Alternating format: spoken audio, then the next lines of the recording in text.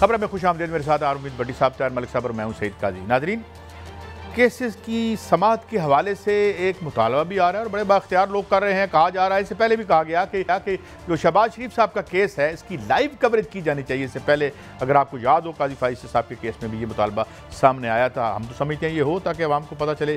अपने पैनलिस्ट से भी बात करेंगे। शहबाज शरीफ ने परवेज़ इलाही को क्या पेशकश की है, क्या उन्हें सीएम बनाना चाह रहे हैं और या सीएम बनाने की पेशकश की है और वो कबूल करेंगे या नहीं करेंगे, ये बात भी हम ज़ेर बहस लाएंगे। इमरान खान कहते हैं 22 करोड़ अफराद में से सिर्फ 20 लाख अफराद टैक्स देते हैं। विद होल्डिंग टैक्स क्या होता है? मलिक साहब, मैं आपसे स्टोरी लूँगा कि कितने लोग इस मुल्क के कितना टैक्स देते हैं, उसके बदले में हमें मिलता क्या है। इसके साथ वज़ीर आज़म इमरान खान का दौरा रूस, उसको भी हम लाएंगे। हम कहाँ जा रहे हैं, किस तरफ शिफ्ट हो रही है हमारी खारजा पॉलिसी की। और आखिर में ख़ास तौर पर तशद्दुद की बात हुई, गंदी ज़बान की बात भी हम बिल्कुल इस्तेमाल नहीं होनी चाहिए। और साथियों पर जो तशद्दुद हुआ है ये भी कोई अच्छी रवायत नहीं है, इसकी भी हम बात करने की कोशिश करेंगे। मुमकिन हम इकरारुल हसन साहब से लाइव बात भी करें। बड़ी साहब, ये तो हो जाना चाहिए भाई, पता चले केस में, अवाम भी देखे केस कैसे होता है, उनके पैसों से खिलवाड़ हुआ नहीं हुआ।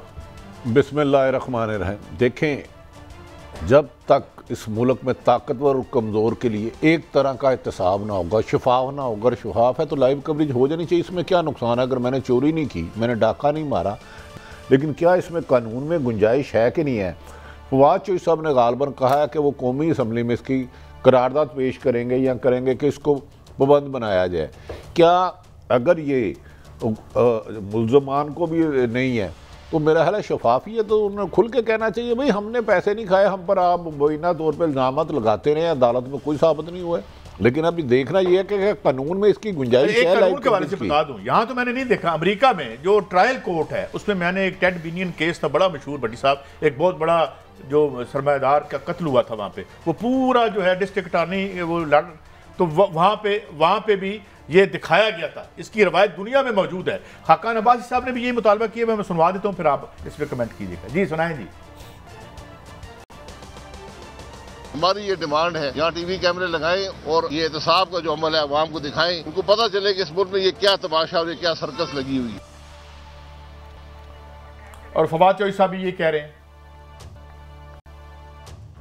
शहबाज शरीफ का जो केस है, जिसके ऊपर अभी फरोख हबीब रेजोल्यूशन भी लेके जा रहे हैं नेशनल असम्बली के इजलास में कि ये जो केस है इसको लाइव दिखाया जाए। इंशाल्लाह इस पर बड़ी बहस होगी इस बार कि क्या ऐसे मुकदमात जो हैं उनको लाइव दिखाना चाहिए, नहीं दिखाना चाहिए। ये अगर इन केसेस से बच गए तो तरीके अदम एतमाद लाएंगे ना। फिलहाल तो मुझे तरीके अदम एतमाद तो नजर नहीं आ रही है, मुझे जेलें नजर आ रही हैं जो इन सब के लिए तैयार है।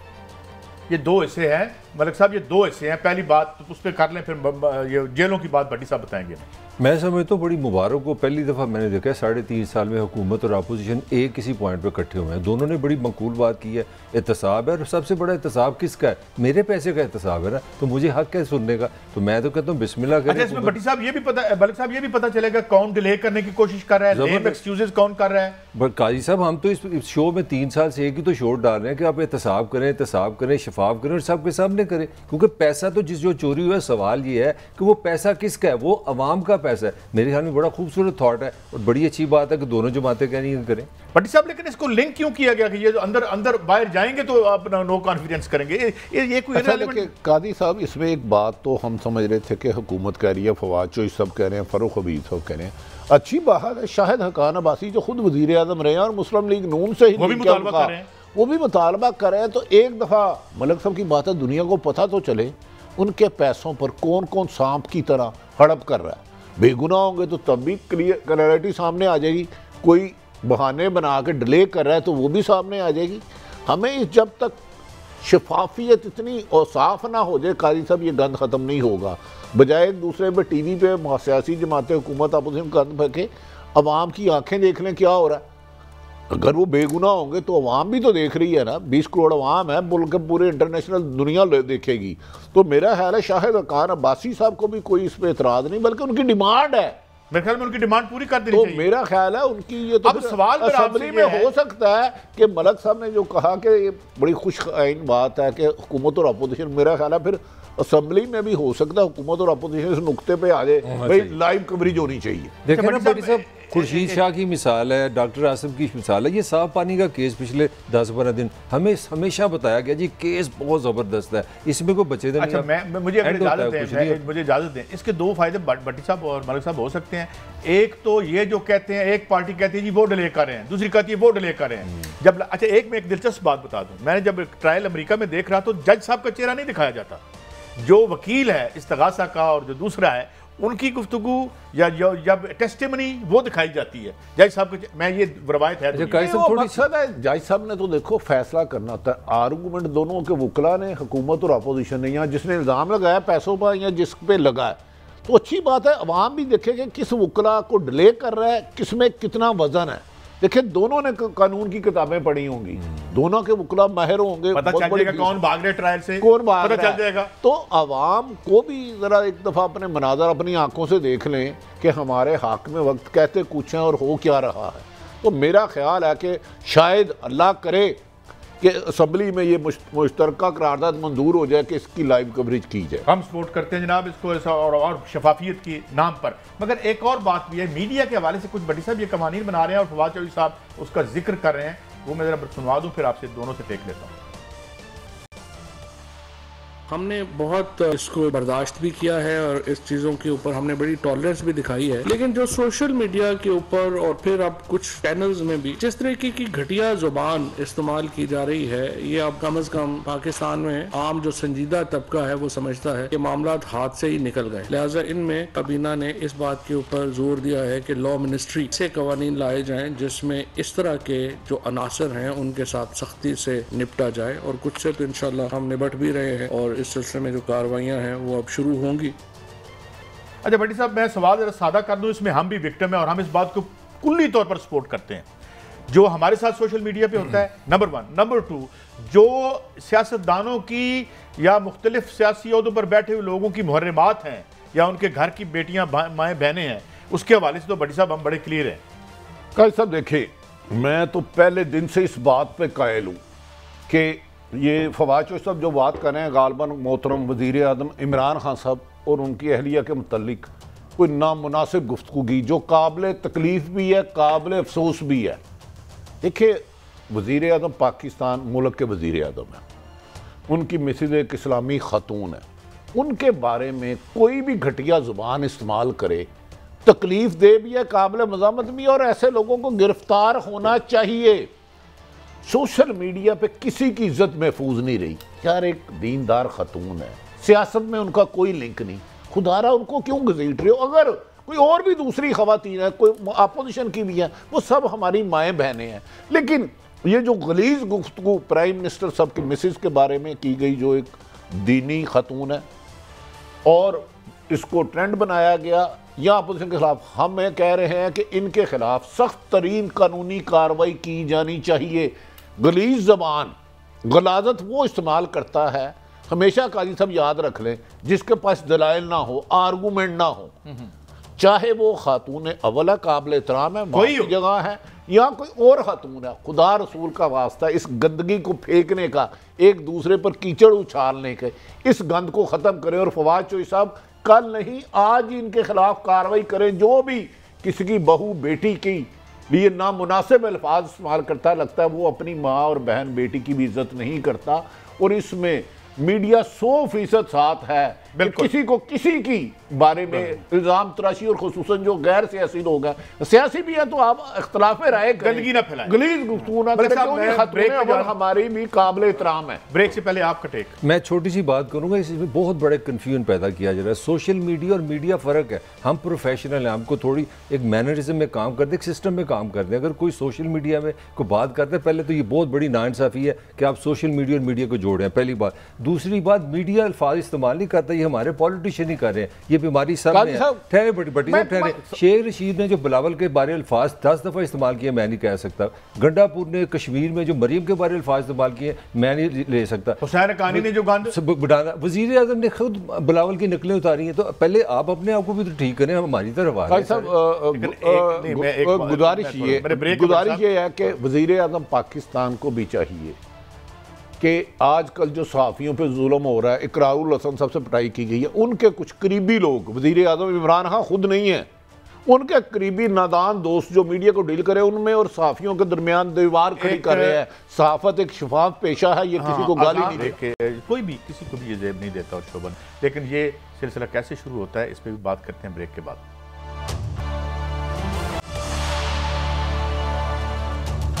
वेलकम बैक नाज़रीन। एक और वाकया और बड़ा बहिमाना वाकया मैं ये कहूँगा जो हुआ, और हम देखते हैं कि बड़ा पॉपुलर शो है। हमारे दोस्त इकरार और हसन जो हैं वो एक शो करते हैं और उसमें खासा वो एक रिस्क भी लेते हैं। हमारे साथ हैं। Thank you very much for your time इकरार साहब। मैं पहले तो ये चाहूँगा कि आप, बहुत शुक्रिया आपने हमें टाइम दिया और इतनी तकलीफ़ में टाइम दिया जबकि आपको आराम की ज़रूरत थी, लेकिन हमारे दिल धड़कते हैं आपके साथ और हमने इसलिए इसको टेकअप किया ताकि आइंदा इसकी पेशबंदी हो सके। ये फरमाइए कि थोड़ी सी तफसील हमें बता दें, हाउ थिंग्स टुक प्लेस, ये थोड़ा सा बता दें, फिर मेरे पैनलिस्ट आपसे बात करेंगे। जी ज़रूर सर, बस मैं मुख्तसर ये अर्ज़ कर देता हूँ। देखिए कि जो भी मैं अभी गुजारिश करूँगा वो उस बात को बड़ी आसानी से निगेट किया जा सकेगा अगर मैं कोई गलत बयानी करूँगा या मैं कोई एक जुमला भी झूठ बोलूँगा, इसलिए कि हम बात कर रहे हैं इंटेलिजेंस ब्यूरो के कराची सदर दफ्तर की। तो उस दफ्तर में हर जगह CCTVs मौजूद हैं और अगर मैं कोई बात करूं जो कि उन CCTVs में मौजूद रिकॉर्डिंग के मुखालिफ हो तो मैं झूठा साबित हो जाऊंगा सरेआम, मतलब उसमें तो कोई दूसरी कोई राय नहीं होगी। क्योंकि जो बातें मैं बता रहा हूँ ना वो लोगों के लिए बड़ी हैरानकुन है और नाकाबिल यकीन है। उन पर हैरत होती है कि ये कैसे हो सकता है कि हम एक उनके इंस्पेक्टर की करप्शन की वीडियो की सबूत लेके अंदर गए और अब हमें अंदर बाद में कहा गया कि जी वो जी आपने सिक्योरिटी थी हमारी उसको बाईपास किया। भाई सिक्योरिटी थी नहीं, ये तो इटसेल्फ एक सिक्योरिटी लैब्स है कि हम अंदर चले गए, हमें कोई रोकने वाला ही नहीं था, किसी ने पूछा ही नहीं हमसे। तो ये तो एक और दफ़ा लगती है कि भाई आपका अगर इतना ही हसास इदारा है तो आप कम से कम अपनी सिक्योरिटी का, आपको कोई पूछने वाला तो हो कि किसके पास जा रहे हो क्या कर रहे हो, तो वो एक तो वो मामला नहीं था। तो हम वो उस शख्स को पकड़ के ले गए अंदर और हमने जो अंदर पहला शख्स हमें मिला, हमने उससे कहा कि जी अपने अफसरान को बताइए कि एक साहब हैं आपके इदारे के, वो ये पैसे ले रहे हैं, उनके हमारे पास वीडियो एविडेंस मौजूद है।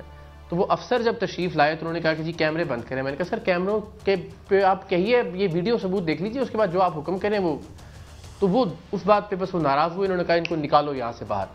और द मोमेंट उन्होंने ये सब जुमला कहा उसके बाद पता नहीं कहाँ से घूसे, सबकी पिस्टलें पीछे से वो जो एक टिपिकल स्टाइल होता है फिल्मी वाला वो निकली, बट मारे गए। मेरे तो ये नहीं है अभी 6 टांके एक जगह आए हैं, 2 जगह पे मैंने उनसे दरख्वास्त की कि वो गंजा ना करे जैसे ज़्यादा, तो 2 ज़ख्म जो है वो खुले छोड़ दिए हैं। ये शोल्डर जो है मेरा ये डिसलोकेट हुआ हुआ है। अगेन सारी मेडिकल रिपोर्ट्स हैं लियाकत नेशनल हॉस्पिटल की भी और अब्बासी शहीद हॉस्पिटल की। एक पसली जो है राइट साइड की वो टूट गई है, चेहरे पे सारे गर्दन पे पूरे जिस्म के ऊपर ज़ख्मों के निशान है। चले यहाँ तक बर्दाश्त है, हमने बड़ा बर्दाश्त किया ये।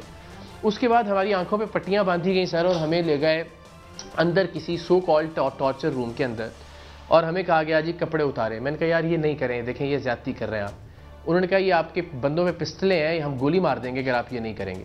कपड़े उतरवाए गए सर, कपड़े उतरवा के सीधे हो जाएं, उल्टे हो जाएं, राइट पे हो लेफ़्ट पे हो, वो वीडियो बनाई गई कंप्लीट। आंखों के ऊपर से भी कपड़ा उतारा गया और लहू की वो धारियाँ जो हैं वो चेहरे पे से भी गर्दन से भी पूरे जिस्म पे बह रही हैं। लेकिन इंसानियत नाम की ऐसी चीज़ नहीं कि चले मेडिकल एड नाम का कुछ होता है कि यार वक्ती तौर पे खून रोकने का कोई बंदोबस्त कर दें। हमारा एक मेंबर बेचारा जो ऑडियो इंजीनियर है काशिफ, उसको घूंसे मारे गए जब पेट में, तो उसको वो ऑलरेडी बेचारा गुर्दे की पत्थरी का मरीज़ है, वो मछली की तरह तड़प रहा था कि मुझे पेन किलर दे दो अल्लाह के वास्ते। हमने मिन्नत की कि यार हमारे साथ जो करना है आप करते रहें, लेकिन इसको खुदा के बंदो। यानी सर इतना क्या हमने कोई जुर्म कर दिया था? मैं कहता हूँ मान लीजिए कि चले कोई गुस्ताखी हो गई होगी हमसे, कोई बेअदबी, कोई ट्रेस पासिंग, कुछ भी, सर आप FIR दे दें, अरेस्ट करें हमें, आप पर्चा में इकरार एक तो जो आपको चोट लगी है, ये क्या जलील जो आप वाकया सुना रहे हैं, यकीन करें पूरी सहाफत में इतना बहमाना और जालमाना तशद्दुद हमने कभी नहीं देखा। शायद किसी दुश्मन मुल्क में भी किसी सहाफ़ी के साथ ये सलूक ना किया जाता हो। आपके जख्म यकीनन हमारे जिस्म पर भी है, लेकिन आप कितने लोग हैं और क्या ये उनके खिलाफ अभी तक मुकदमा दर्ज क्यों नहीं हुए? वज़ीर आज़म पाकिस्तान तो आज़ादी सहाफ़त पर यकीन रखते हैं, सस्पेंड करना तो काफ़ी नहीं है, इस तरह तो हम सहाफ़त नहीं कर सकेंगे। नहीं है तो आपके बच्चे भी गैर महफूज, आप कितने लोग थे? सर हम तो थे, 2 हमारे कैमरामैन थे, मैं था, 2 हमारे प्रोड्यूसर थे, तकरीबन 7 से 8 के करीब हम लोग थे। उसकी वजह यह है कि बाद में वो जिस करप्शन वाले बंदे को हम लेके गए थे ना सर अंदर, वो बाहर जाके हमारे जो गाड़ी के ड्राइवर्स थे ना उनको भी अंदर बुला के ले आया कि वो अंदर मामला सारे ठीक हो गए हैं, वो चाय वाय पी रहे हैं तो आपको भी बुला रहे हैं कि आ जाएं चाय पी लें। वो ड्राइवरों बेचारों को भी, 2 गाड़ियों के जो ड्राइवर थे उनको भी लिया। तो जिस तरह से कोई 9 लोग थे जिनको 3-3.5 घंटे तक वहां पे हफ्से बेजा में रखा, आंखों पे पट्टियां बांध की और कपड़े उतार इकरार आपकी मूवी भी बनाई उन्होंने बेलिबास करके, आप ये कह रहे हैं? सर जी बिल्कुल बेलिबास करके मेरी टीम के सामने। मैं कह रहा हूं कि उनमें से कोई शख्स आके हलफ दे दे कि इसमें कोई गलत बयानी है, और वो वीडियोस उनके आला अफसरान के सामने, मेरे अपने ब्यूरो चीफ के सामने, जो हमारे कराची की ब्यूरो चीफ है शकील भाई, जो हमारे क्राइम रिपोर्टर हैं शाहनवाज शाह साहब, जब वो आए प्राइम मिनिस्टर हाउस की इंटरवेंशन के बाद, उनके सामने उन वीडियोस को बराए नाम डिलीट किया गया कि जी देखें ये वीडियोस बनाई थी हमने लेकिन हम डिलीट कर रहे हैं। वो सारे गवाह हैं इस बात के कि वो वीडियोस बनी थी, और वो वीडियोस मतलब अब डिलीट करने का मतलब तो नहीं है ना किसी और फ़ोन में नहीं होंगी या किसी और जगह सेव नहीं कर रही होंगी उन्होंने, या तो वो बाकायदा वीडियोस बनाई गई। और इसके वो जो शिराज साहब हैं जो डायरेक्टर हैं, हेड हैं आईबी के, वो भी गवाह हैं, उनके सामने वो वीडियोस लाई गई। रिजवान शाह साहब जो डायरेक्टर जिन्होंने सारा लीड किया हमें मार पिटाई वाला सिलसिला, वो गवाह हैं। तो ये इसमें यानी सब तकरीबन 10 इकरार मेरे ख्याल में कोई भी एक आम अफसर इतना बड़ा सहाफियों पे वहशियाना तशद्दुद शायद किसी दुश्मन मुल्क में भी ना हो, वो अकेला नहीं कर सकता। ये तो ऊपर से हुक्म आया होगा, और बड़ी ही तकलीफ से बात है कि जमहूरी हुकूमत, एक वज़ीर आज़म इमरान खान की हुकूमत में सहाफियों को टॉर्चर सेल में नंगे करके, बेलिबास करके वो जो एक करप्शन बेनकाब कर रहे हैं। तो क्या आपको पीएम हाउस से कोई फोन आया कि जी हम इन्हें गिरफ्तार करेंगे या इनके खिलाफ कानूनी कार्रवाई भी करेंगे? मैं देखें, मैं बट साहब हालिया दिनों में बड़ी शदीद तनकीद करता हूँ हुकूमत के बहुत सारे मामलात के ऊपर, और मैं आज भी बवांगे दौल ये कह रहा हूँ, मेरे ट्वीट्स गवाह हैं इस बात के। लेकिन ये मैं गुजारिश कर दूँ कि कल के मामले में ना डॉक्टर शहबाज गिल, हालांकि मैं बहुत उनको तंग भी करता हूँ ट्वीट्स करके उनके अगेंस्ट भी और उनकी कुछ बातों पर, मगर वो ना होते अगर, और अगर prime minister house timely involve ना होता इस मामले में, तो मैं आपको हलफन बता रहा हूँ कि हम में से किसी एक की जान कल चली जाती। तो ये तो कल एक पॉजिटिव रोल तो वो किया गया ज़रूर प्ले प्राइम मिनिस्टर। लेकिन ये बात ठीक है आपकी कि ये अनटिल के डीजी इस्लामाबाद या डीजी सिंध की उनकी ईमान ना होती तो चलें ठीक है, आपने वक्ती एक गुस्से के अंदर 4 मुक्के मार दिए, पिस्टल का बट मार दिया, कर लिया, लेकिन उसके बाद 3.5 घंटे तक आप नंगा करके रखें, आंखों पे पट्टियां बांध के रखें, वीडियोस बनाते रहे नंगा करके, दैट मीन्स के। और आप ये सोचिए ना सर, ये वो यानी एक माइंड सेट भी तो आप सोचिए कि कैसी है कि ये जलील करना है, यानी एक टीम को एक दूसरे के सामने नंगा करके कि इसकी तस्दील तजहीक, आपने कोई गलत कुछ किया, मैं कह रहा हूँ ना FIR दे दें, चले मार भी लेते हैं आप, मगर नहीं ये बरहना करके उसकी वीडियो बना के कि ताकि बाहर जाके आप बात नहीं करें। भाई हम तो अल्लाह की मेहरबानी से अपनी जात के लिए तो नहीं गए थे। इकरार आप पहले तो इसकी शरीफ में इकरार में इसकी बड़ी मजम्मत, बड़ा तकलीफ दे वाक़या है, बल्कि दिल नहीं कर आपसे, मतलब एक अजीब कैफियत हो गई है। मेरा सवाल ये है कि उन्होंने वीडियो क्यों बनाई? उन्होंने कोई थ्रेट किया आपको कि हम इसलिए बना रहे हैं कि आप इस पे बात ना करें? That was the purpose? यानी कि उन्होंने आपको ब्लैकमेल, अब तुम उन्होंने कहा तुम लोगों को नंगा करते हो ना, तो अब ये वीडियो हम भी अगर तुम करो ना जाके बाहर बात कैसे करते हो सर? अच्छा, तो ये पर्पसफुल किया उन्होंने, बर्दाश्त था। जी, ये तो आप सोचिए ना, एक माड़ा आदमी तो बेचारा वो तो घबरा जाता होगा कि यार मेरी वीडियो है इनके पास, यार मैं तो कहता हूँ लेके आए वीडियो, पता लगे इनकी जहनियत का, इनकी फिरौनियत का। अच्छा इकरार भाई, ये तो मुझे ये बताइए कि वो कौन सा जुर्म था जिससे इतने वो बिलबिला उठे जो आप अफशा करने जा रहे थे?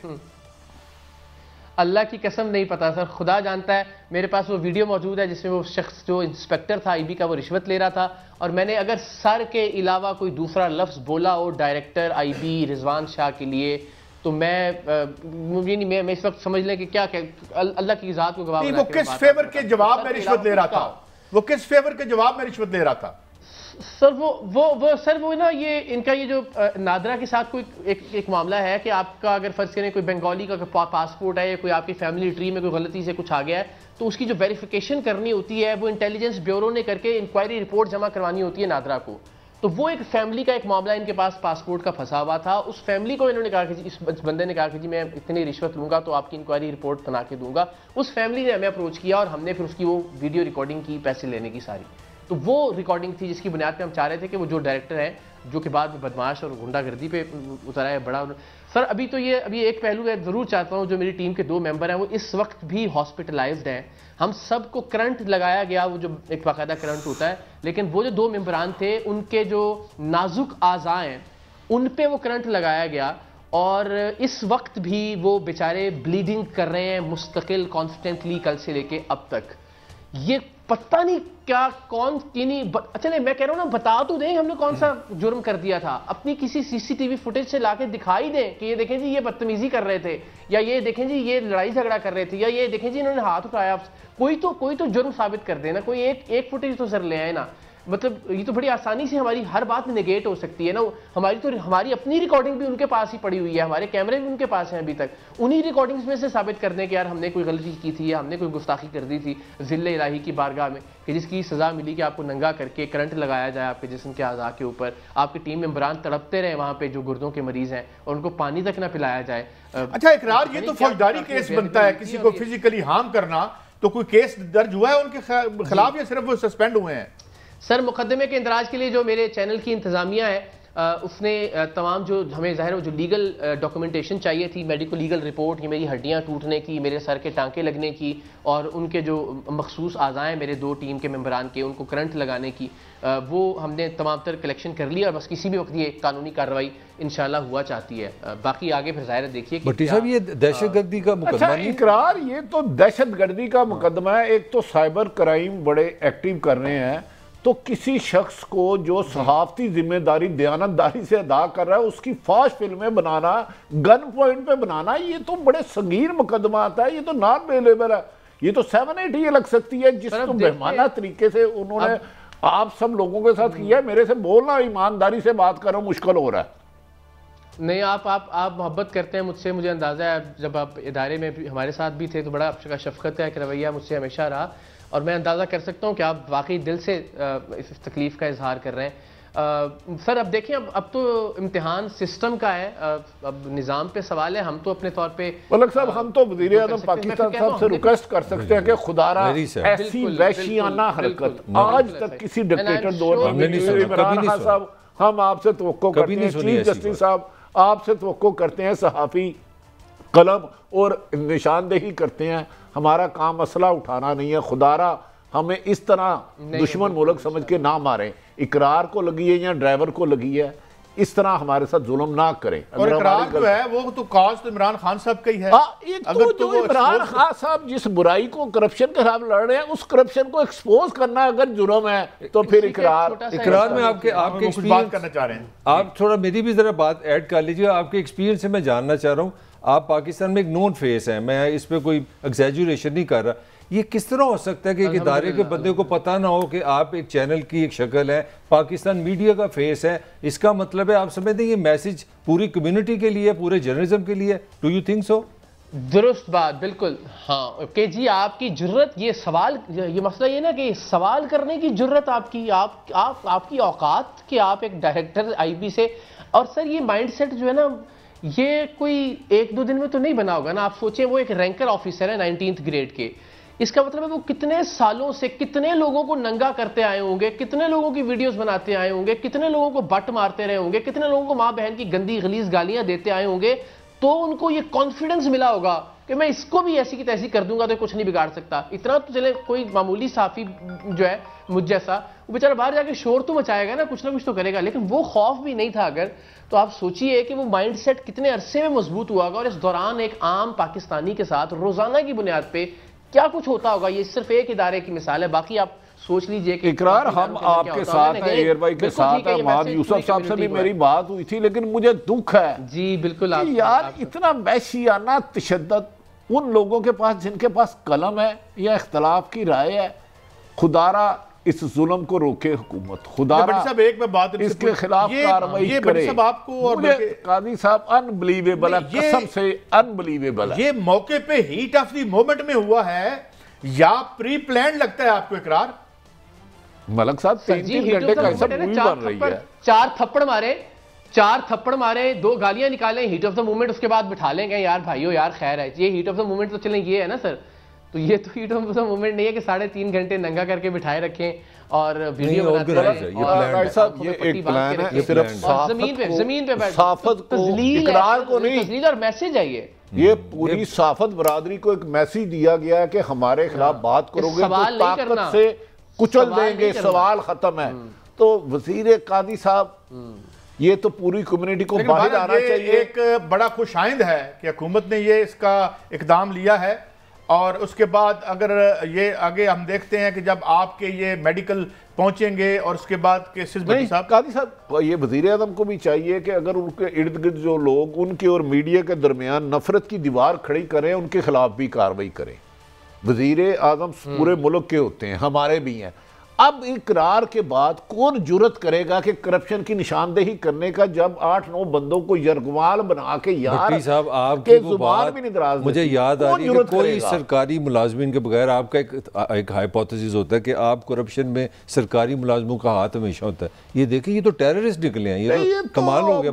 मैं इन्हें मुहाफ़िज़ नहीं, मैंने अपनी जिंदगी में मुहाफ़िज़ के नाम पर अगर लोगों की इज्जतें उछालना और सहाफ़ियों को जान से मारने की कोशिश करना। व्हाट डू यू थिंक, क्या आपका जो एक ब्रांड और एक तरीकाकार है, आप इस पे आप जारी रह सकेंगे या कोई खौफ? मैं खुदा ना एक पूछ रहा हूँ नफ्सियाती तौर से, आपकी शख्सियत पे कोई उंगली नहीं उठा रहा, जाहिर है मेरे साथ होता तो मैं रीथिंक करता। और ज्यादा ताकत से और ज्यादा कुव्वत से और ज्यादा दयानतदारी से और ज्यादा ईमानदारी से और ज्यादा ऑब्जेक्टिविटी से इंशाल्लाह आप देखेंगे कि हम इस काम को जारी और सारी रखेंगे। हाँ, जहां कहीं गलती भी होगी, कोताही भी होगी, आप जैसे सीनियर मौजूद हैं, भट्टी साहब हमेशा शफकत भी करते हैं, रहनुमाई भी करते हैं, उनसे गाइडेंस भी लेंगे, लेकिन काम छोड़ने वाला तो सर कल के बाद तो सवाल ही पैदा नहीं होता। कल तो एक नई जिंदगी अता कर दी है मुझे उन्होंने। अब यानी अगर मैं अगर इसलिए नंगा हुआ हूं और नंगा होकर मैंने वीडियो बनवाई है कि मैंने सहाफत छोड़ देनी और ये काम छोड़ देना, तो बहुत लानत है मुझ पर सर। इसके बाद तो इंशाल्लाह जितने भी करप्ट हो गए उनको और दयानतदारी के साथ बेनकाब करेंगे और उनको नंगा करेंगे, उस सिस्टम को नंगा करेंगे जिस सिस्टम की वजह से हमारी आने वाली नस्लें जो है वो इस मुल्क के अंदर गैर महफूज है। तो अब सर अल्लाह ने चाहा, इकरार हसन, मैं आपके अज़्म को भी सलाम करता हूँ और मैं आपके साथ इज़हार यकजहती भी करता हूँ, और हर मजलूम और हर जो इस तरह लड़ाई लड़ने हम उसके साथ खड़े और अपील करते हैं गवर्नमेंट से भी, और दरख्वास्त भी और मुतालबा भी है कि इनकी अश्कशोई की जाए। वक्त कम था, मैं आपसे इजाज़त लूँगा और एक ब्रेक की तरफ जा रहे हैं नाज़रीन। ब्रेक से वापस आएंगे तो कुछ और बातें भी करेंगे एक ब्रेक के बाद।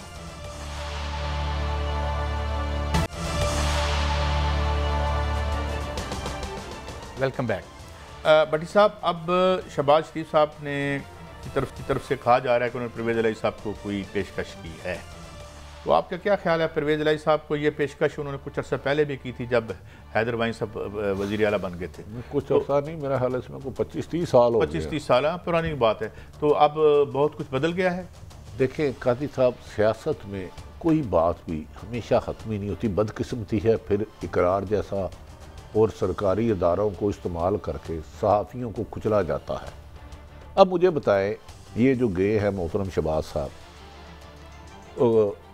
काफ लीग के पास स्पीकरशिप है पंजाब की, 2 वजारतें हैं, 2 वफाक में, और वजारत आला से और कम क्या देंगे उनको? इससे ज़्यादा और क्या देंगे? स्पीकरशिप है ना। हाल ही ये वज़ीर तो नहीं उन्होंने कहा होगा मैं बन जाता हूँ। परवेज़ इलाही सब सीनियर मोस्ट हैं, मुल्क के कामयाब तरीन वज़ीर आला रहे हैं। अब अगर ये सारा मामला तय हो गया, मुझे तो लग रहा है कादी साहब आहिस्ता आहिस्ता अदम एतमाद के जोश में कमी आ रही है। मुझे बादिउल नज़र में ऐसा लग रहा है। गो के अब एक इत्तला ये आई है कि पहले स्पीकर के पास खिलाफ जाएगी अदम एतमाद, क्योंकि वो खुफिया राय शुमारी होती है यहाँ पंजाब में, जिस तरह खुफिया राय शुमारी सैनेट में हुई थी। हाँ, तो अब वो इसी की गारंटी दे रहे हैं कि सैनेट में जो हुई थी वो ना दोहराई जाए और पंजाब में। इसीलिए आज जहांगीर तरीन ग्रुप ने भी मुलाकात की है और कहा जा रहा है कि जहांगीर तरीन ग्रुप की कहाँ मुलाकात हुई है भट्टी साहब? आज आपस में ओन चौधरी अपना बुला रहा है। जो मेरी इतला है, जो आज़ाद कैंडिडेट हुए थे और बाद में PTI में हुए थे, उनकी हमजा शहबाज साहब से राब्ते हुए हैं और उन्हें यकीन दहानी कराई गई है कि आइंदा उनको टिकट भी देंगे। अब कामयाब होते हैं या नहीं होते मुझे नहीं पता। सुना ज़बान भी खोलने वाले हैं, कुछ बात भी करने जा रहे पर जहांगीर तरीन साहब। देखें, अब ये गेम गुड्डी गुड्डा अदम एतमाद आ रहा है, नहीं आ रहा, ज़्यादा नहीं होगा। अब मेरा ख्याल है इस फरवरी में इसका ड्रॉप सीन हो जाएगा, अदम एतमाद आना या नहीं आना। तो अगर ये पेश क्यों नहीं करते? अगर नंबर गेम पूरे होते तो मेरा भी पहले दिन से है तो भाई पेश कर दें, क्योंकि जब पेश कर देंगे तो फिर वज़ीर आज़म असम्बली नहीं तोड़ सकेंगे। फिर कायन के मुताबिक इन्हें अदम एतमाद के 172 लोग पूरे करने हैं, और मेरा ख्याल है 172 लोग अपोजिशन के पास अभी पूरे नहीं हुए, जो मेरी इतलात है, क्योंकि इनका पूरा जोर था कि हुकूमत के इत्तेहादी जमातों से। कल वो मोनस लाई साहब इनके आगे आके खड़े हो गए दीवार बन के, और अभी तक ना MQM अलग हुई है, ना बाप पार्टी अलग हुई है, ना GD अलग हुई है। तो इसके होते हुए 172 बंदे, बाकी मलक सब ज़्यादा साहिब इल्म है, मुझे लग रहा है कि ये किसी बड़ी चीज़ का इंतज़ार कर रहे हैं जो फ़ैसला होना है उसका। लेकिन अगर ये अदम एतमाद नहीं लाते, और इमरान खान साहब यकीनी बात है 2023 तक वज़ीर आज़म है, तो फिर 2023 के बाद भी वही होंगे अगर अपोजिशन अब पीछे ठीक। खाकान अब्बासी साहब का एक शॉट, मलिक साहब फिर आपसे कमेंट। ये जब टेलीफोन कॉलें बंद होंगी तो अदम एतमाद उसी दिन हो जाएगी। ये सारी सियासत की हकीकत है कि आज हुकूमत जो है वो टेलीफोन कॉलों पर खड़ी है। वैसे मैं इतना अर्ज कर दूं आपको कमेंट लेने से पहले, खुदा का शुक्र करें टेलीफोन कॉलें भी हैं, वरना आप यहाँ होते आज। बहरहाल मलिक साहब आपसे मैं बात करता हूँ, ये मुझे बताएं कि ये जो ये सारा है, अभी तक तो नौबत आई है कि 14 साल बाद चौधरी साहबान के पास जाना पड़ गया, अब आगे कहाँ कहाँ हमें वक्त लेके जाएगा? मेरे नाम तो दायरे में घूम रहे हैं। अगर अगर अच्छा? अगर बहुत संजीदा आपने गुफ्तगू करनी है तो फिर अदम एतमाद इस सोसाइटी का मसला है। संजीदा लग रहा हूँ? नहीं, थोड़ा सा लग गया ना, मुझे संजीदा लग गया, मैं कहा थोड़ा मैं भी संजीदगी कर लूँ। मेरा पॉइंट है अगर वाकई पाकिस्तान का मसला अदम एतमाद है तो मुझे कोई सोल्यूशन अपोजिशन के पास। चले मैं आपसे सवाल करता हूँ और फिर भट्टी साहब से ये सवाल। चले, वैसे तो हम आने वाले और गुजर जाने वाले 3-4 साल भी देख चुके हैं, लेकिन मलिक साहब आपकी तरफ देखें, मैं पॉइंट उधर ही आ रहा है। मोनस लाई हो, कोई और, नवाज से हो, PTI से हो, ये तो किसी की आप क्रेडिबिलिटी नहीं ला सकते। मौलाना हो, ये तो क्रॉस द बोर्ड पॉलिटिकल हमारी डिजीज़ है ना, जो हमने कहना उस पर हमने खड़ा नहीं होना। और इतने ज़्यादा एग्जाम्पल है, सारा प्रोग्राम खत्म हो जाएगा। प्लान इनका ये है, जो अपोजिशन की आधी आपने खबर दी है, जो खबर आई है ना कि परवेज़ लाई साहब को ऑफर किया कि आप CM बनेंगे, साथ ये वादा भी किया कि ये मोहब्बतें अब सच्ची हैं, ये पक्की हैं, अगर इलेक्शन अगले भी होंगे मैं हम आपके साथ होंगे। क्योंकि भट्टी साहब वाला बड़ा वादा किया आपने? ये शहबाज शरीफ साहब ने कहा कि हमारे जैसे गुमशुदा भाई थे ना, अब दोबारा मिलने तो मोहब्बतें फिल्म में आखिर में होता है 3 भाई गुम हो जाते हैं। मगर जो असल जो प्लान है वो हमने पहले भी इस तरह डिस्कस किया था। खबरें अपोजिशन के अंदर की खबरें ये है कि 22 के करीब PTI के नाराज लोग हैं जिन्होंने कमिटमेंट की हुई है, और कमिटमेंट वही है कि स्पीकर का जब इलेक्शन होगा 22 लोग उसमें हिस्सा नहीं लेंगे। मेरा ज़िमनी सवाल है, वो खुफिया वोटिंग है। जो कुछ लोग नाराज मुस्लिम लीग नून के अंदर हैं, जिनका वोट किसी और सदूकची से निकल आता है, उनका कोई पता है?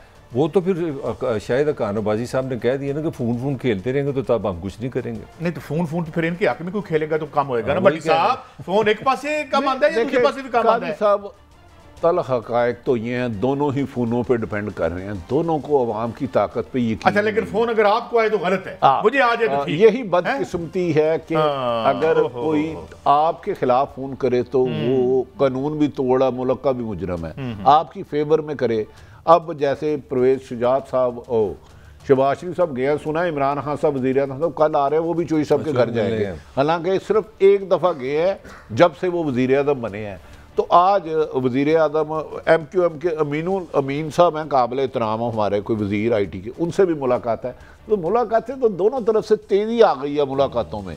मुझे लगता है इसमें अरकान असम्बली की अहमियत ज़्यादा बढ़ गई है। अदम एतमाद आती हैं या नहीं आती, हालांकि फवाद चौधरी साहब ने बिल्कुल वादा कि अपोजिशन में अदम एतमाद तरीक लाने की सख्त ही नहीं है।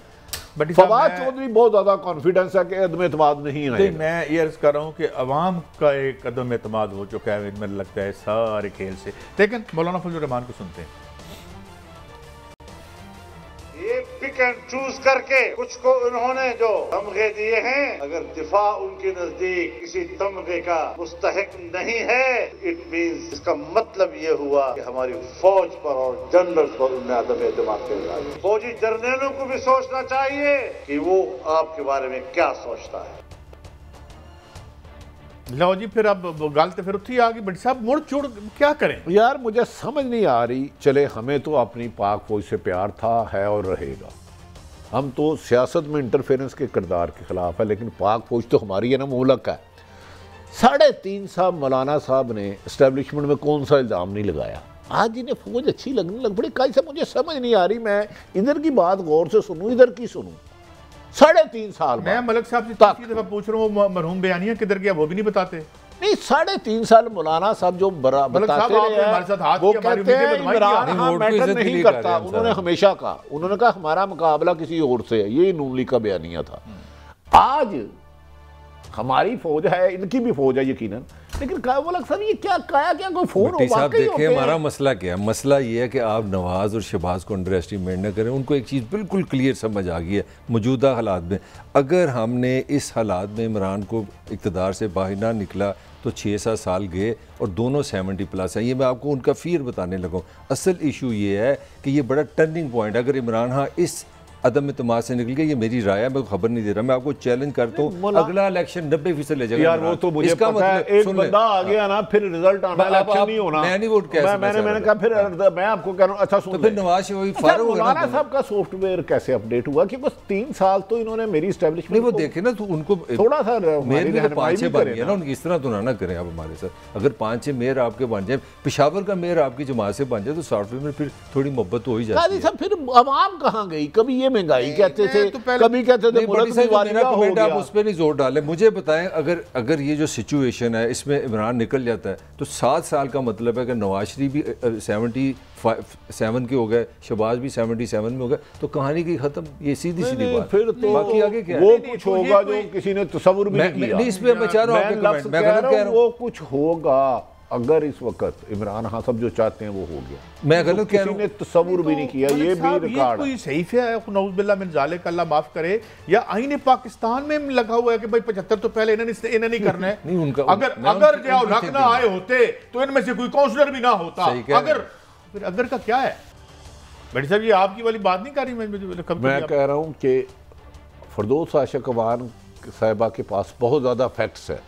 मैं आपको पहले दिन से कह रहा हूँ, वज़ीर आज़म को अपनी टीम के कुछ नादान लोग जो उनको अपोजिशन से भी गलत लड़ाते हैं, जो उनको इलेक्शन कमीशन के ख़िलाफ़ भी एक दफ़ा कहते थे इनको छोड़ेंगे नहीं, आग लगा दें, और मीडिया के ख़िलाफ़ भी नफ़रत की वजह बन रहे हैं वज़ीर आज़म के कुछ नादान लोग। वज़ीर आज़म को उनसे बचना चाहिए। वो जो वज़ीर आज़म का नुकसान कर रहे हैं, फ़ायदा नहीं करे, कभी उनको अदारों से टकराव की बात कर रहे हैं, कभी मीडिया, भाई एक मीडिया किसी एक जमात का तर्जमान नहीं होता या मुखालिफ नहीं होता। तो फरदौस आशिक अवान के इस मशवरे को वज़ीर आज़म को गौर करना चाहिए कि चंद नादान जो पैराशूटर आए हैं उनसे निजात हासिल करें। आप बड़ा अच्छा वो तो नादान, वो कह रही कुछ चोर साथ बन के बैठे हैं, आप नादान कहते हैं, चोर का लफ्ज़ इस्तेमाल किया है। तो शायद अगर तहकीकात हो तो हकायक इससे भी ज्यादा खौफनाक सामने है। लेकिन मैं पंजाबी टिपिकली पंजाबी काम किया फरदौस साहब ने कि मेरे पास रात है, मुझे कुछ अच्छा सौदा देते, फिर मैं राज नहीं बताती। इसका ये मतलब अच्छा, लेकिन ओदा ना दे तो अगर रात बाहर आ गए फिर नहीं, तो ये क्या मतलब, बताने की वजह क्या है? फिर बताएं आपको हैरत क्यों हुई है? कौन कौन सा वो मकाम है आओ फगां जहाँ चोर साथ बन के नहीं बैठे? मलक साहब फिर केड़ी गल है? दे रूल चोरों को देना, मेरा मतलब चोरों को दी रखी है। हाँ साहब का तो मिशन ही है चोरों को दी रखी है। 35 साल उनकी तालियां भी बजाते रहे हम। काजी साहब हम उनको लीडर बना के मुसल्लत करते रहे हैं। सिर्फ एक नारा के चोरों को बयानियां बेचते रहे हैं। इमरान का तो नारा ही एक है कि चोरों को पकड़ने। और छोड़ो इमरान खान को, मुझे क्या पता, मैं ये कहता हूं साहब का तो मिशन ही है कि चोरों को पकड़ने। साहब मलिक साहब क्या करते हैं, क्या करते हैं? हम तो चोरों के नवाज ने वोट को इज्जत देनी है। हमने तो यहाँ बैठ के उनका तहफ़्फ़ुज़ किया। इमरान खान ने चोरों को पकड़ना है, नवाज ने वोट को इज्जत आपने मान ली थी ना बात, तो आप इमरान के स्पोक्स पर्सन बन के बताएं मुझे, मैंने तो नहीं मानी थी। आगे बढ़ते हैं। अब ये है कि टैक्स, बड़ी साहब हमें इमरान खान साहब एक बात कहते हैं और हमें बड़ी दुख होता है। सुनाइए जरा। सारे 22 करोड़ लोगों में 20 लाख लोग टैक्स देते हैं, लेकिन जो हमने अभी अपनी सर्वे की है उसके मुताबिक कितने लोग जो घरों में गाड़ियां खड़ी है, उनके पास मोटर है लेकिन वो टैक्स नहीं देते। हमने अभी देखा है कि इससे बहुत ज्यादा लोग हैं जो बड़े अच्छे अच्छे लाइफस्टाइल गुजार रहे हैं और जीरो टैक्स देते। तो ये हम टेक्नोलॉजी के जरिए अब इनकी तरफ पहुंच रहे हैं। मैं अभी भी उनको खबरदार कर रहा हूँ कि हम आपके पास पहुंचने वाले हैं, क्योंकि हमारे पास डेटा बड़ी तेजी से आ रहा है उन लोगों का। अल्लाह ताला इनको कामयाब करे। भट्टी साहब 35 रुपए मैं बिजली के बिल में देता हूँ इस टेलीविजन को चलाने के लिए। मुझे नहीं पता था बंदे कौन रख दे, उनकी तनख्वाह और उनकी लियाकत क्या है, मेरे इल्म में नहीं है। होंगे, बड़े लायक होंगे। मैं चेक बुक लेता हूं तो मैं उस पर विदहोल्डिंग टैक्स देता हूं। मैं पेट्रोल खरीदता हूं तो उस पर मैं टैक्स देता हूं। यहाँ का बकौल डॉक्टर करामुल हक 80% टैक्स विदहोल्डिंग टैक्स आम आदमी से वसूल किया जाता है। और अगर नहीं देते टैक्स तो ये जो आप करा रहे थे आपकी बातों पे, ये तबका टैक्स नहीं देता। काजी साहब ये पेंसिल भी खरीदते हैं तो आप टैक्स देते हैं 17%। आप होटल में खाना खाने जाते हैं, खाना अपनी कमाई का, उस पर टैक्स देते हैं। ये कागज लेने जाते हैं तो टैक्स देते हैं। भाई चंद मगरमच्छ जो हर हुकूमत में रहते हैं वो टैक्स चोरी करते हैं तो उन्हें पकड़े, 20 करोड़ आवाम को तो चोर ना बनाएं। बड़ी साहब एक खबर और थी जो मैं आज नहीं दे सका, ज़राई तरक्याती बैंक के कुछ एक मैंने उनका देखा कि उन लोगों की जो तनख्वाहें हैं वो नहीं, उनमें इंक्रीमेंट नहीं लगी कई साल से, और 7-3 लाख की जो अपॉइंटमेंट्स हो रही हैं। जिस तरह हमने वो बिजली के शोबे में बताया था कितने मिलियन के आए थे।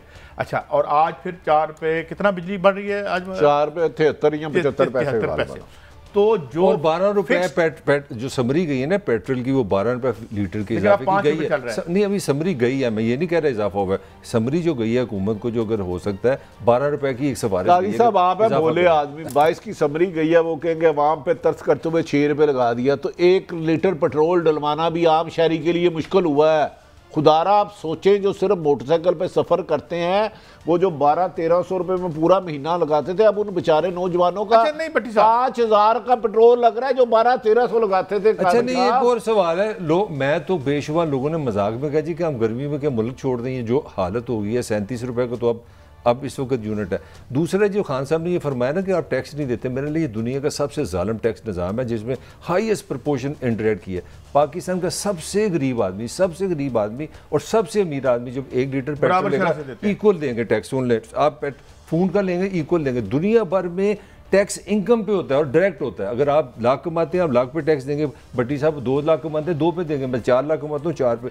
इनकम पे टैक्स होता है, टैक्स आप अक्रॉस दी बोर्ड नहीं करते, ये नेगेटिव होता है। और इन्होंने 2 काम किए हैं, इंडायरेक्ट टैक्सेस से पैसे भी हमसे छीनते और साथ गिल्ट डालते, ये जी पैसे टैक्स नहीं देते। आर्टिकल भी देख रहा था कि ये जो इनडायरेक्ट टैक्सेशन है ना, ये करते हैं, that is highest in Pakistan, one of the highest in Pakistan. और इसकी ये होता है कि लोगों को पकड़ के टैक्स नेट में लो, इन्होंने इसको सोर्स ऑफ इनकम बना लिया। वो कैसे? देखिए कि जी आप विदहोल्डिंग टैक्स लगाया आपने, हमने देखा जी आप बार बार जो है बाहर जा रहे हैं, आपके टिकट पे टैक्स लगा, हम आपको पकड़ेंगे कि यार आप अमेरिका जा रहे हो, यूरोप जा रहे हो, की कम कर रहे हैं, तुम्हारी आमदनी कितनी है। तो आप विदहोल्डिंग टैक्स के जरिए डिटेक्ट कर सकते हैं। और याद होगा 2013 में जब इसाक डार आए थे तो उन्होंने कहा था मेरे पास पता नहीं 11 मिलियन लोगों की या कितने लोगों की लिस्ट है और मैं करूंगा। बाद में उन्होंने मनी लॉन्ड्रिंग के मतलब है कि साहब दूसरा वज़ीर आज़म साहब पहले भी कई दफ़ा फरमा चुके हैं कि अब हमने कंप्यूटराइज सिस्टम कर लिया, हमें पता है। तो भाई 3.5 साल जो नई टैक्स दे रहे और वाकई इनकम है उनकी, उन्हें देना चाहिए, यकीनन 100% देना चाहिए। लेकिन इसमें पूरे 20 करोड़ आवाम को चोर ना बनाए। चंद बड़े खानदान मगरमच्छ पकड़ ले, IPP के पैसे निकलवा ले, फालतू ना दें, तो काजी साहब टैक्स देने की जरूरत। अच्छा, एक छोटी सी कॉमेडी भी है काजी साहब, ये जो FBR है, जो महकमा रेवेन्यू, जो टैक्स ये जितना टैक्स ये इकट्ठा करते हैं उससे ज़्यादा तनख्वाहें ले जाते हैं। यानी कि अगर ये महकमा खत्म कर दे रहा तो मैच बराबर का है। यानी कि ये जितना टैक्स हमसे लेते हैं, बाकी तो इंडायरेक्ट है, वो तो आपने देना ही देना। ये जो इकट्ठा कलेक्शन करते हैं इतना तो इनका अपना खर्चा है। और अब जैदी साहब वो जो आपके चेयरमैन है FBR के, उन्होंने कहा ना कि मैं इन लोगों से काम नहीं कर सकता। ये हमारे हमसाये में केजरीवाल ने वहाँ पे पानी मुफ्त कर दिया है, बिजली मुफ्त कर दी है, स्कूल मुफ्त कर दिए, और उसने स्कूलों का म्यार वो कर दिया है इस स्टेट में, पंजाब में, कि जो उसकी स्टेट गवर्नमेंट है कि आप लोग प्राइवेट स्कूलों से बच्चे निकाल के, यही है ना यार, यहाँ से कितने किलोमीटर। तो इधर आपने प्राइवेट स्कूल और सरकारी स्कूल और सरकारी अस्पताल खत्म कर दिए जहाँ आम बंदा जा नहीं सकता। मतलब ये, और उससे पूछा कि यार ये तूने क्या किया। उसने कहा जी देखें एक पुल बन रहा था पता नहीं कितने 100 करोड़ का या 1000 करोड़ का, वो कहते थे हमने उसको ऑडिट किया 6 करोड़ का, मैंने भी सुना, उधर से इतने पैसे बचे, हमने पानी फ्री कर दिया। अब वो मॉडल उसका, हालांकि पूरा बीजेपी जोर लगा रही है, इलेक्शन तो आ रही है इस दफा 7 स्टेटों में मेरे ख्याल में आगाज जो हुआ है बीजेपी का। लेकिन सवाल ये है कि ये काम किए जा सकते हैं, मगर इसके लिए जरूरी क्या है कि वहाँ कोई हमारा भी बंदा बैठा हो। वहाँ पे शौकत तरीन साहब बड़े प्यारे मेरे, मैं बड़ा फैन हूँ उनका, मगर वो अपने तबके के। अच्छा, एक काम और किया है, पूछेंगे ना बड़ी साहब, पंजाब दिल्ली गवर्नमेंट ने एक और काम किया, उन्होंने चैरिटी देनी भाई, टैक्स दो। ये चैरिटी के नाम पे वो आप अपना टैक्स भी चोरी करें। चैरिटी के बारे में एक बात बता दूं, बात ये है, टैक्स दो सारे। देखें चैरिटी तो बड़ी अच्छी बात है, किसी की अगर मदद कर दी जाए, मगर हमको अब्दुस्तारे दी की वहाँ ज़रूरत पड़ती है जहाँ रियासत फेल हो गई हो। तो इसलिए मेरे ख्याल में राइट दें, हमें खैरात ना दें। आज का प्रोग्राम खत्म हुआ, कल फिर मिलेंगे। अल्लाह हाफ़िज़।